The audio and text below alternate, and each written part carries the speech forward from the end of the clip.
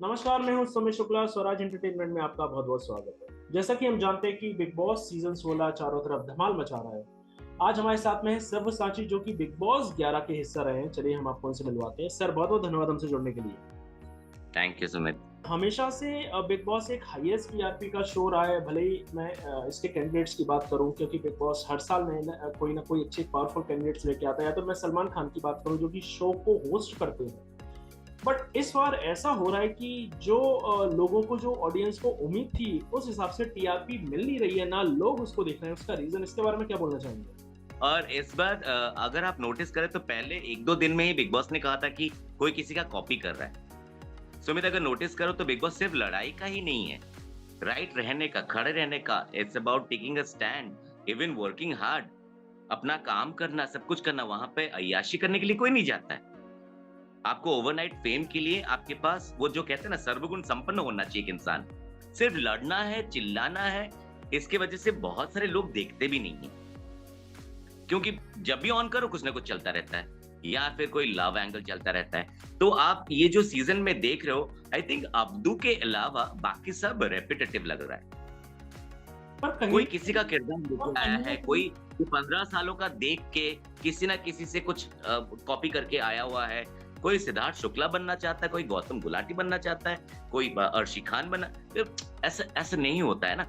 आप अपना इंडिविजुअल जो हो उसके लिए आपको चुना जाता है बिग बॉस के लिए, पर कहीं ना वो कहीं दिखते हैं। कहीं ना कहीं एक जो कैंडिडेट जो होते हैं, वो फैक्टर भी बहुत काम करता है। क्योंकि बिग बॉस 11 की मैं बात करूं, हालांकि वो शो मैंने भी देखा था, उस टाइम बहुत ही स्ट्रॉन्ग कैंडिडेट आए थे। चाहे मैं आपकी बात करूं, चाहे मैं शिल्पा शिंदे की बात करूं, हिना खान की बात करूं, अर्शी खान की बात करूं, विकास और शिल्पा शिंदे का तो जो एक पुरानी जो दुश्मनी थी, वो तो पूरी आवाम ने देखी है। तो कहीं ना कहीं जो कैंडिडेट्स फैक्टर भी बहुत बड़ा खेल खेलता है टीआरपी के लिए। मेरी बात से कितना सहमत हैं? एब्सोल्युटली कैंडिडेट सिलेक्शन बहुत इंपॉर्टेंट होता है। नहीं तो मेरे टाइम जैसे मैं ऑडिशन देके गया था, तो करोड़ों में से हम कुछ लोग सिलेक्टेड हुए थे बिग बॉस 11 के लिए। तो शिल्पा और विकास का वो जो झगड़ा और जो मुद्दा था, वो राइटियस था, वो करेक्ट था, वो उसका एक बैकग्राउंड था। आप जबरदस्ती इशू निकाल के झगड़ा करोगे, जबरदस्ती चिल्लाओगे क्योंकि मुझे तंग करना है, ये करना, मैं देख रहा हूँ। बिकॉज रात को ही मैं देख लेता हूँ, बूट पे देख लेता हूँ या जो भी। तो वो दिखता है कि इधर कोई पूरा सुन बन के बैठा हुआ है, या फिर कोई ज्यादा एग्जैजरेट कर रहा है। अगर आप नोटिस करोगे तो लोग धीरे धीरे कंपेयर करते हैं, ये सीजन से अच्छा नहीं है, वो सीजन का ये अच्छा नहीं है। तो जब लोग कंपेयर करते हैं तो आपको लोगों को लगता है कि अरे ये तो उसके जैसा हो रहा है, ये तो खुद का क्या है। और कैंडिडेट्स कभी कभी ऐसा भी करते हैं कि चलो हाईलाइट होने के लिए किसी के बारे में कुछ कह दिया, या आप किसी पर्सनल इश्यूज में चले गए। इस बार तो ये फैक्टर भी काम नहीं कर रहा। मतलब टीआरपी तो कहीं ना कहीं से मतलब सामने दिखाई नहीं दे रही है। ऐसा क्यों? टीआरपी की बात मुझे पता नहीं है, बट मैंने जितने उसमें सुना है कि हाँ यार बिग बॉस, हाँ हाँ इस बार हाँ ठीक है। जैसे सीजन 10 लोगों ने देखा नहीं था, सॉरी सीजन 12 लोगों ने कम ही टीआरपी था, बिकॉज सीजन 11 ने एक बेंचमार्क कर दिया था। फिर सीजन 13 में हंगामा हुआ, ठीक है, फिर 14 थोड़ा कम हो गया। तो ये जो चीजें होते हैं वो होता है, अप्स एंड डाउन्स होते हैं। But I think right selection of candidates, because controversial किसी को लेना ही सिर्फ बिग बॉस का वो एम्बिशन नहीं होना चाहिए। पॉपुलर या फिर आप कॉमनर्स को लेके देखो, क्योंकि कॉमनर्स बहुत कुछ कर सकते हैं, उनमें वो आग होती है और वही लोग तो देखते हैं। बिग बॉस को देखने वाले ऑडियंस में तो आप पिक कर सकते हो ना। आप सेलेब्स को ही लोगे, वही घिसा पिटा कहानी सीरियल में देखते हैं मेकअप के साथ, यहाँ पे मेकअप के साथ। तो वो हो जाता है कि एक इंसान कुछ नया देखना चाहता है। इस बार तो और इस बार मुझे भी लगा कि कैरेक्टर रिपीटिशन है। इसके अलावा एक नया साजिद खान के ऊपर जो मुद्दा चल रहा है, जिसमें राखी सावंत साजिद खान का बचाव कर रही है, वहीं शर्लीन चोपड़ा खुलकर जो उनका पुराना इश्यूज था XYZ, उसको लेकर आ रही है कि सलमान खान को ब्लेम कर रही है कि साजिद खान को क्यों लिया। दो पर्सनली स्पीकिंग दो मुद्दे हैं यहाँ पे। जब मी टू शुरू हुआ था तब इतने साल लोग जो चुप थे, तभी क्यों आवाज नहीं उठाया? जब आपके ऊपर कुछ अत्याचार या अन्याय या फिर किसी ने हाथ मारा या कुछ कहा, आपको तभी के तभी स्टैंड लेना चाहिए। ना आप फिर से इतने दिन तक चुप थे, जब साजिद खान आने लगे टीवी पे तब आप बोलने लगे। ओके चलो, आपको याद आ गई या फिर आप बोलना चाहते हो या फिर जताना चाहते हो दुनिया को।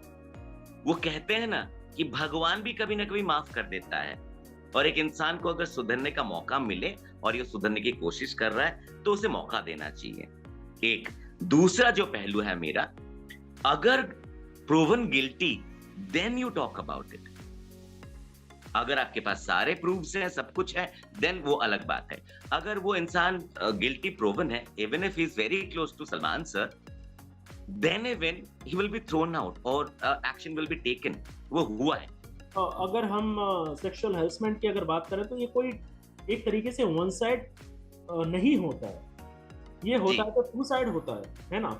और दूसरी बात ये कि आप क्या बिग बॉस का ही इंतजार कर रहे थे कि ये आदमी बिग बॉस में आए तब हम ब्लेम करें उस पर? आएगा तब भी मैं बोलूंगी। मतलब जाके इतने टाइम में जब बिग बॉस में आए नहीं थे साजिद खान, तब आप उनके खिलाफ कुछ कदम उठाते?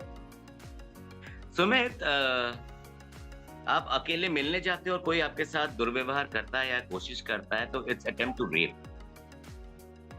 सिर्फ मी टू की बात करें या फिर सेक्सुअल हैरेसमेंट की, सेक्सुअल हैरेसमेंट तक बात क्यों गई?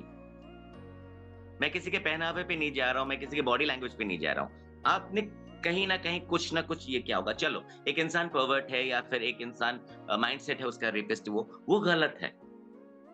बट जब भी होता है, अगर अभी मेरा उंगली जले आग से तो मैं मल्लम अभी लगाऊं या फिर वेट करूं कि कोई तैयारी करे, कुछ मल्लम का नया आए और जो you should take an action immediately.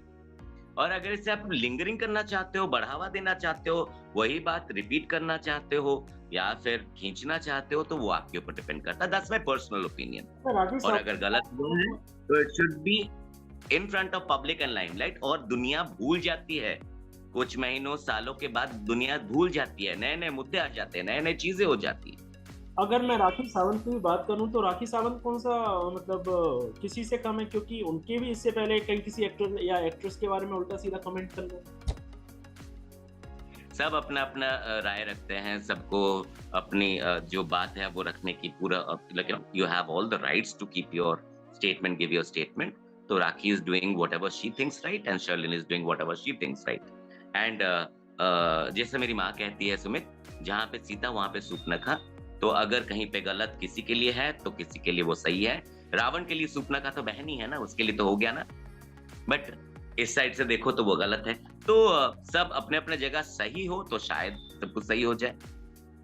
मेरा आपसे एक आखिरी सवाल, जैसा कि लोग कहते हैं कि बिग बॉस में वही लोग आते हैं या तो जो फ्रेश हो, जो बॉलीवुड में एक तरीके से अपनी पहचान बनाना चाहते हैं, या तो वो लोग जो बॉलीवुड से रिटायर हो चुके हैं।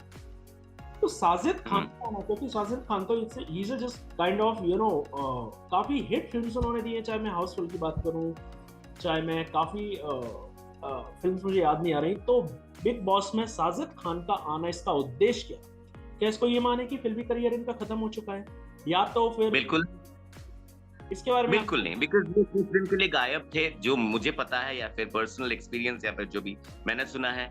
एक तो मैंने कहा ना आपको कि एक इंसान अगर सुधरना चाहता है तो वो अपना छवि सही करना चाहता है, तो वो आप अगर उसे 24 घंटा देखोगे तो जान पाओगे वो इंसान क्या है।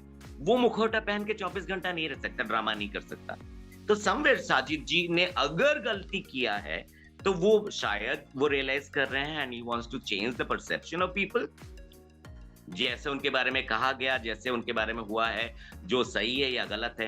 तो अगर आप नोटिस करोगे, देखोगे बिग बॉस को, then you will see there is a different matured person who can talk right, who can do things, who can play a game, who can give you advices,